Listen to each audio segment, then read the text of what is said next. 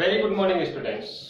जैसा कि हमारा टॉपिक चल रहा है अधिगम के निहितार्थ या अधिगम के संप्रत्यय, और जैसा कि हम पढ़ चुके हैं, ये जो अधिगम के संप्रत्यय हैं, ये अधिगम के संप्रत्यय किसने प्रस्तुत किए हैं साथियों?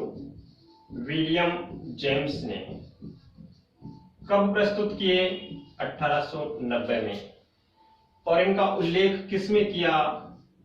अपनी पुस्तक द प्रिंसिपल्स ऑफ साइकोलॉजी, इस पुस्तक में किया। अब इसके अंतर्गत हम लोग आत्म संप्रत्यय के बारे में पढ़ चुके हैं। दूसरा हमने पढ़ा आत्म संप्रत्यय के बाद में मनोवृत्ति के बारे में या अभिवृत्ति या मनोवृत्ति के बारे में। तीसरा हमने पढ़ा रुचि के बारे में। ये कॉन्सेप्ट हमारा इतना पढ़ चुके हैं साथियों। आज हम पढ़ेंगे विलियम जेम्स ने जो संप्रत्यय का चौथा स्वरूप बताया है, जिसको हम कहते हैं अभिरुचि, या हम इसको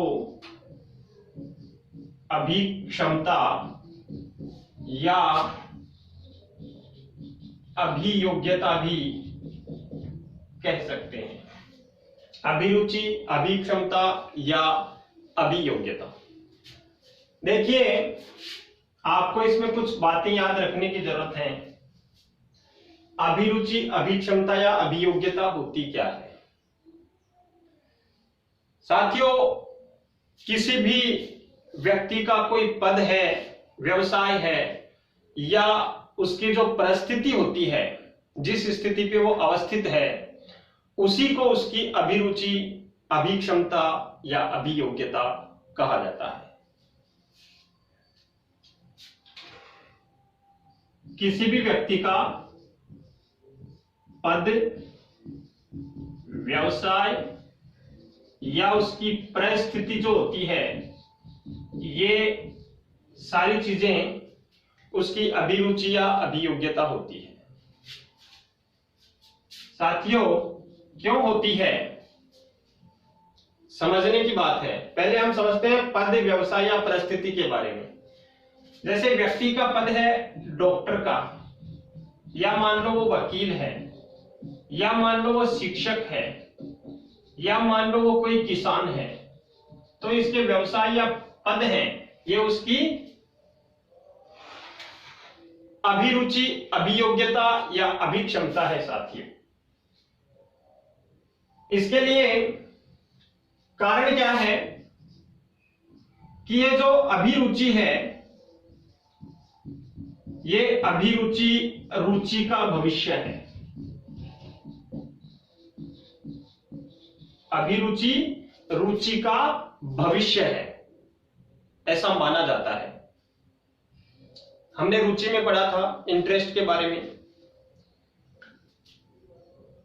कि जो व्यक्ति है, उस व्यक्ति का जो आकर्षण होता है, वह आकर्षण ही उसकी रुचि होती है।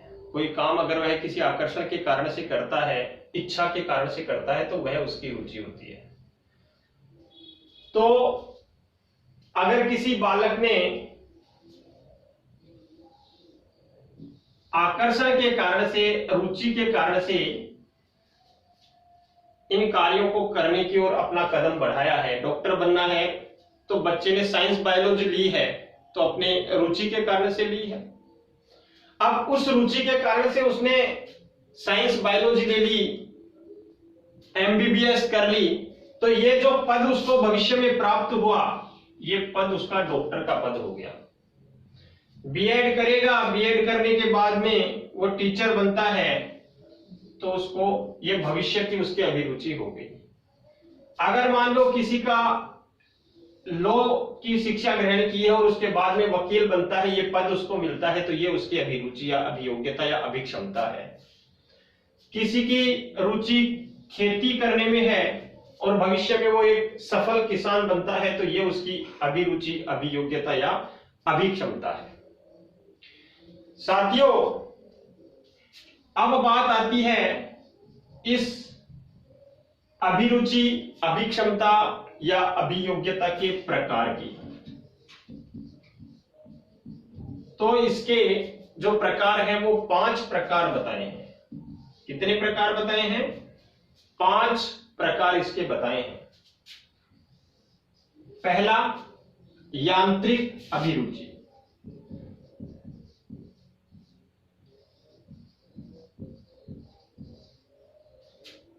दूसरा, कलात्मक अभिरुचि।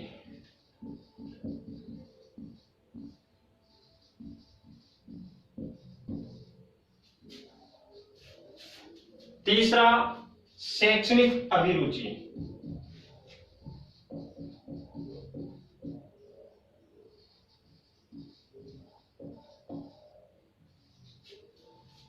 चौथा, संवेदनात्मक अभिरुचि।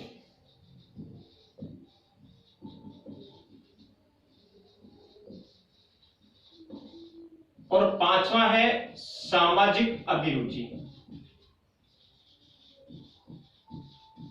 इस प्रकार से इसके 5 प्रकार बताए हैं। सबसे पहले यांत्रिक अभिरुचि, उसके बाद में कलात्मक अभिरुचि, उसके बाद में शैक्षणिक अभिरुचि, उसके बाद में संवेदनात्मक अभिरुचि और उसके बाद में सामाजिक अभिरुचि। हमको इन 5 प्रकारों को समझना है साथियों।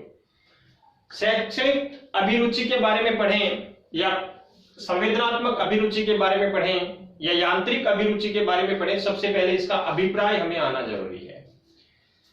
तो सबसे पहले हम यांत्रिक अभिरुचि के बारे में समझते हैं। यंत्रों के क्षेत्र में जो रुचि होती है, इसका संबंध किससे होता है? यंत्रों से। तो यंत्रों के क्षेत्र में या यंत्रों के संबंध में जिसकी रुचि होती है, यंत्र के क्षेत्र में जिसकी रुचि होती है, तो ये किससे संबंधित हो गई? यंत्रों से संबंधित। यंत्रों के क्षेत्र में जो रुचि होती है उसी को हम यांत्रिक अभिरुचि कहते हैं। अब यंत्रों का क्षेत्र कौन सा आता है? जैसे ड्राइवर होता है, वो गाड़ियों को चलाता है, गाड़ी यंत्र है। इसी प्रकार से इंजीनियर होता है, यंत्रों का काम करता है। इसी प्रकार से मिस्त्री होता है, मिस्त्री जानते होंगे आप सब, जो मशीनों से संबंधित काम करता है। तो ये सारे यंत्रों से संबंधित कार्य करते हैं। दूसरा आता है कलात्मक अभिरुचि, यानी कला के क्षेत्र में जो रुचि होती है,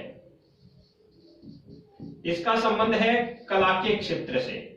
कला के क्षेत्र में जो रुचि होती है उसी को हम कलात्मक अभिरुचि कहते हैं। कला के क्षेत्र में कौन कौन आते हैं? जैसे चित्रकार है, जैसे शिल्पकार है, जैसे मूर्तिकार है, जैसे संगीतकार है। ये सारे कला के क्षेत्र में आते हैं। इसी प्रकार से शैक्षणिक अभिरुचि। शैक्षणिक अभिरुचि शब्दों को पढ़ने पढ़ाने, शब्दों को लिखने लिखाने से संबंधित होती है। अब शब्दों को पढ़ने पढ़ाने, लिखने लिखाने का काम कौन करता है? साथियों, पढ़ने पढ़ाने का काम शिक्षक करता है। शब्दों का कार्य पत्रकार करता है, लेखक करता है, दार्शनिक करता है। तो ये सारे शैक्षणिक अभिरुचि में आते हैं। इसके बाद में संवेदनात्मक अभिरुचि। इसमें वे लोग आते हैं जो लोगों की संवेदनाओं को समझ करके, संवेदनात्मक अभिरुचि संवेदनाओं से संबंधित होती है। लोगों की संवेदनाओं को समझ करके और फिर काम करते हैं। संवेदनाओं को कौन समझता है? साथियों, डॉक्टर समझता है, पुलिस समझती है। ये जो होते हैं डॉक्टर है, पुलिस है, अपनी सेना है, ये सारे जो हैं वो संवेदनाओं को समझ करके काम करते हैं। तो वो संवेदनात्मक अभिरुचि होती है। फिर बात करते हैं सामाजिक अभिरुचि की। जो समाज के भीतर रह करके काम करते हैं या जो लोग सामाजिक वातावरण से संबंधित काम करते हैं वो सामाजिक अभिरुचि के अंतर्गत आते हैं। इसमें अपने नेता होते हैं, समाज सेवी होते हैं और इनके अलावा समाज सुधारक होते हैं। ये सारे सामाजिक अभिरुचि के अंतर्गत आते हैं। इस प्रकार से अपनी ये अभिरुचि कंप्लीट होती है। हम आगे आदत जो है, अगली संप्रत्य है आदत, उसके बारे में पढ़ें। उससे पहले इसका एक बार फिर से रिवाइव कर लेते हैं। इसको रिवाइज करना जरूरी है। हमने आत्म संप्रत्यय, मनोवृत्ति, अभिवृत्ति और रुचि के बारे में पिछली क्लास में अध्ययन किया। आज का अपना टॉपिक है अभिरुचि, अभिक्षमता या अभियोग्यता। साथियों, ये जो अभिवृत्ति है, अभिरुचि है, अभिक्षमता है, अभियोग्यता है, ये किसी व्यक्ति का पद, व्यवसाय या उसकी जो परिस्थिति है वो उसकी अभिरुचि से संबंधित होती है। कारण क्या है कि अभिरुचि जो है वो रुचि का भविष्य होता है। डॉक्टर का पद उसी को मिलता है जिसकी रुचि बायोलॉजी पढ़ने में होती है। वकील वही बनता है जो लॉ की शिक्षा ग्रहण करने में रुचि रखता है। शिक्षक वही बनेगा जिसका इंटरेस्ट बीएड करने में है। इसी प्रकार से सफल किसान वही बनता है जिसकी रुचि खेती करने में होती है। तो साथियों, जो रुचि होती है वही भविष्य में अभिरुचि, अभियोग्यता या अभिक्षमता होती है। इसके 5 प्रकार बताए हैं विलियम जेम्स ने। सबसे पहले यांत्रिक अभिरुचि। साथियों, यंत्रों के क्षेत्र से संबंधित जो रुचि होती है उसको यांत्रिक अभिरुचि का नाम दिया जाता है। और यंत्रों से संबंधित रुचि के क्षेत्र किनके होते हैं? ड्राइवर होता है, इसके अलावा इंजीनियर होता है, इसके अलावा मिस्त्री जो मशीनों से संबंधित काम करने वाले होते हैं। दूसरा प्रकार बताया है कलात्मक अभिरुचि। कला के क्षेत्र से संबंधित जो रुचि होती है साथियों, उसको कलात्मक अभिरुचि कहते हैं। अपने शिल्पकार हैं, मूर्तिकार हैं, चित्रकार हैं, संगीतकार हैं, वो सब इसी क्षेत्र से जुड़े हुए होते हैं। फिर बात आती है शैक्षणिक अभिरुचि की। शैक्षणिक अभिरुचि में पढ़ने, पढ़ाने, लिखने, लिखाने से संबंधित लोग शामिल होते हैं या क्षेत्र शामिल होता है। पढ़ने, पढ़ाने, लिखने, लिखाने का काम कौन करता है? साथियों, शिक्षक करता है। साथियों, विद्यार्थी करता है। पत्रकार, लेखक और दार्शनिक करता है। इसके बाद में आता है इसका संवेदनात्मक अभिरुचि। संवेदनात्मक अभिरुचि का क्षेत्र उनसे संबंधित होता है जो लोगों की संवेदनाओं को समझ करके काम करते हैं, लोगों की पीड़ा को समझ करके काम करते हैं, लोगों की परेशानियों को समझ करके काम करते हैं। डॉक्टर है, पुलिस है, सेना है, ये इसी से संबंधित होते हैं साथियों। और लास्ट इसका प्रकार बताया है सामाजिक अभिरुचि। जो समाज के भीतर रह करके काम करते हैं, सामाजिक वातावरण से संबंधित जो काम करते हैं, वो इस क्षेत्र में शामिल होते हैं। इसमें नेता, समाज सेवी और समाज सुधारक शामिल हैं। इस प्रकार से अभी ये अपने अधिगम के जो संप्रत्यय हैं उनका ये चौथा स्वरूप कंप्लीट होता है। इसके बाद में हम आदत के बारे में पढ़ेंगे। धन्यवाद।